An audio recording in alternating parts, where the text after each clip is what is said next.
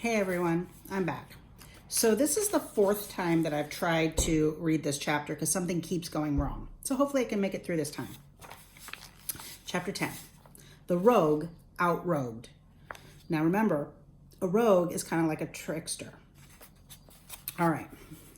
Praiseworthy remained remarkably calm. He didn't so much as even raise an eyebrow. He did give Jack, though, a faint poke in the ribs with his elbow, as if to say, "Easy, Master Jack, easy. Leave this scoundrel to me." "Small world, ain't it?" grinned Eye Higgins. His hand remained at rest, a silent warning on the butt of his pistol. "I hadn't noticed until today," said Praiseworthy. "If I didn't know any better, I'd think you were still in Rio." The villain's scarred eye was set at a squint. "Rio was too hot for me, you might say. So I lit out for Panama.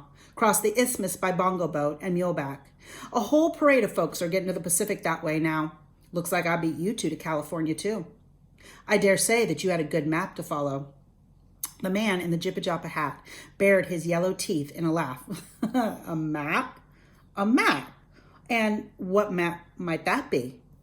Praiseworthy narrowed his glance. "I'll bring your regards to the good Dr. Buckbee." "Well, now, ain't that neighborly of you," said Eye Higgins.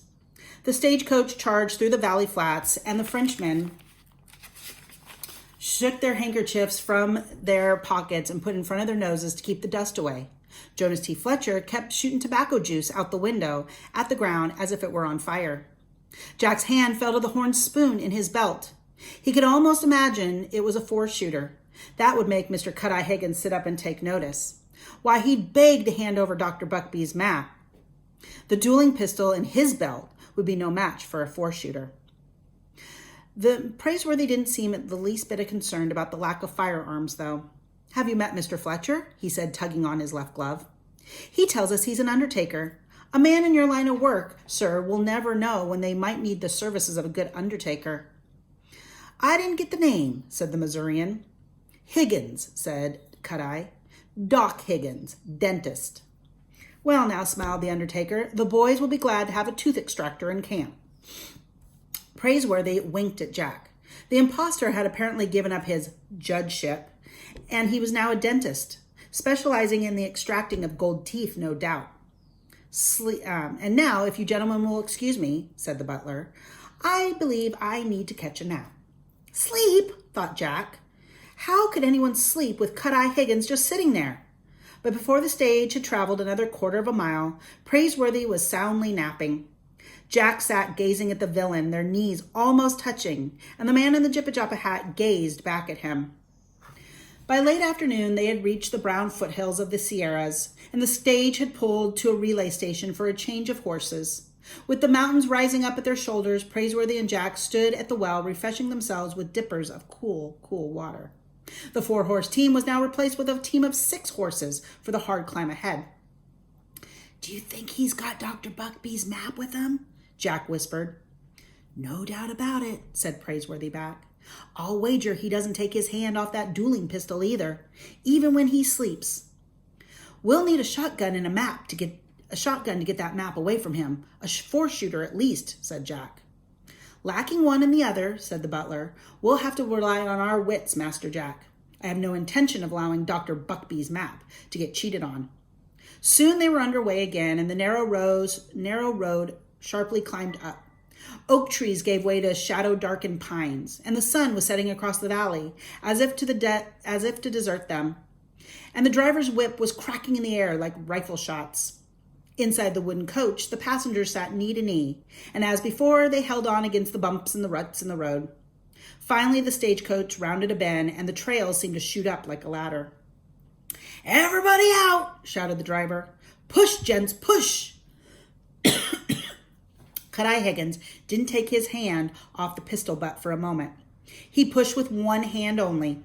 Slowly, that stagecoach, piled high on top with luggage and supplies, climbed that road. The driver urged the team on with his whip. "Keep it up, gents. We're gaining ground," he said.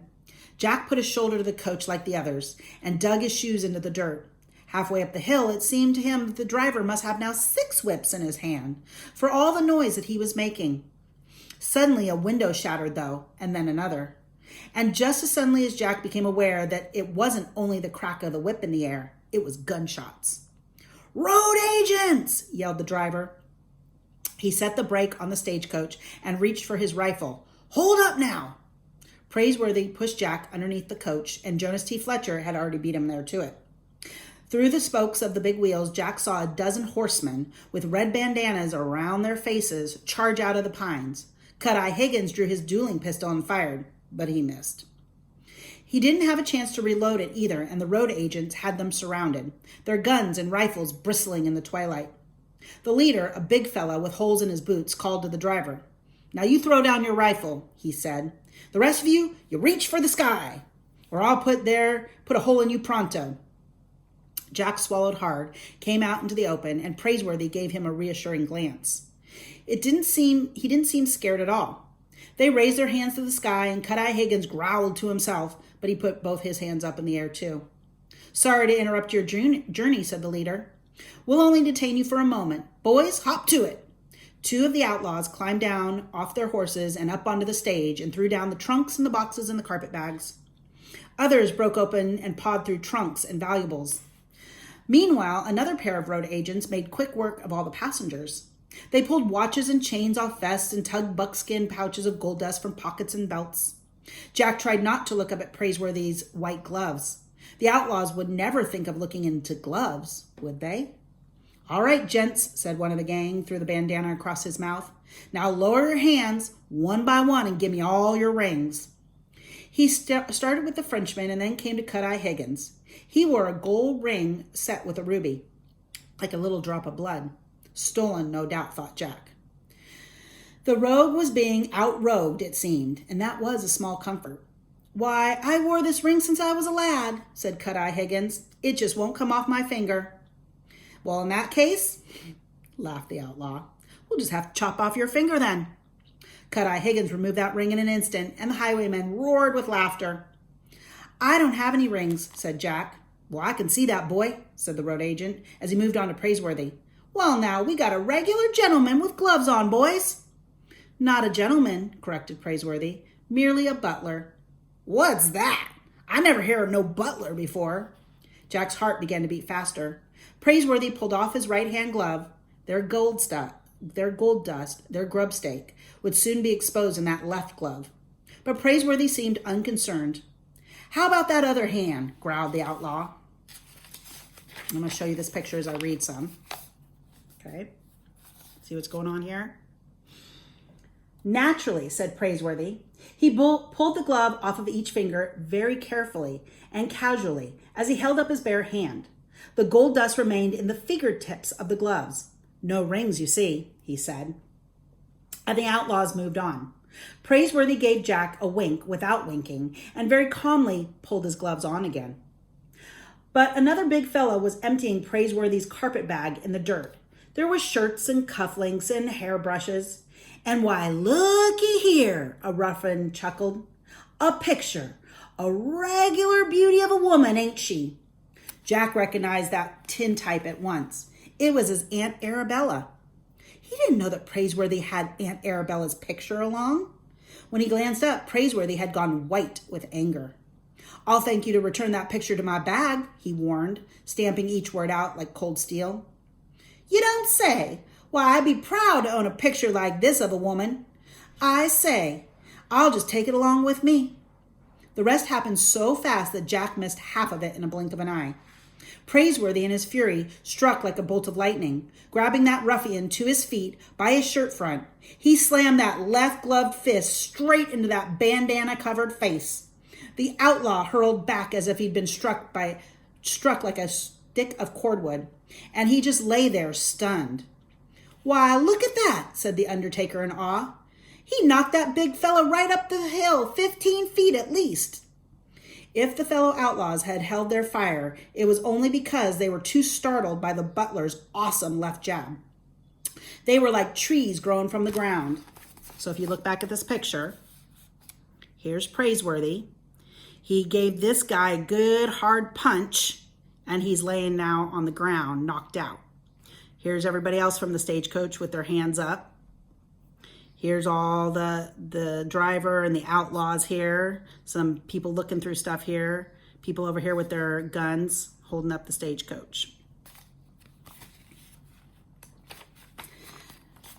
The men stood on, and their leader seemed to grin behind his bandana. "I'd take off my hat to ya," he said, "but it ain't fitting for a man in my line of work. That was something to see, though. Boys, lift our fallen friend off the ground and put him across the saddle. We're going to be going now." Jack gazed at Praiseworthy with his fresh admiration.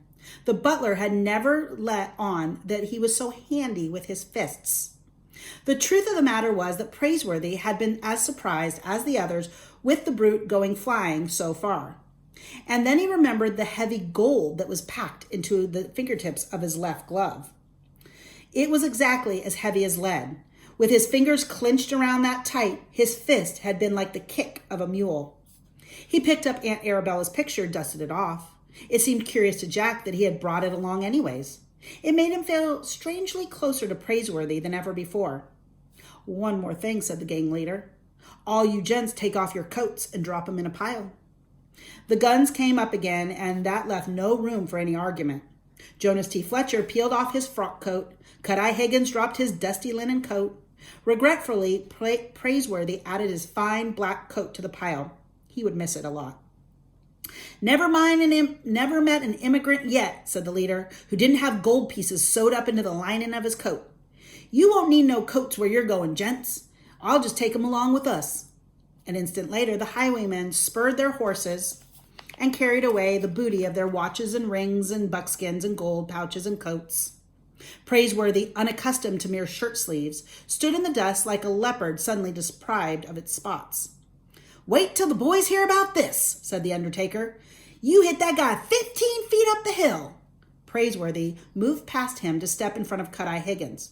"Well, I'll thank you, sir, to hand over Dr. Buckby's map now." The dispirited villain reached for his dueling pistol and then stopped in his tracks. Was Praiseworthy trying to get himself killed? "Don't you bother drawing your gun," said the butler. "I was careful to notice that you never reloaded it. The map now, sir. The map." The other men stared at him out of his scarred eye and began to chuckle a little bit. But to Jack, it sounded as much like a growl as a chuckle. "You're too late," he said. "Late?" said Praiseworthy. "Yeah, that map was sewed in the lining of my coat that they just took." And that's the end of chapter 10. Hope you enjoyed it. I'll be back soon.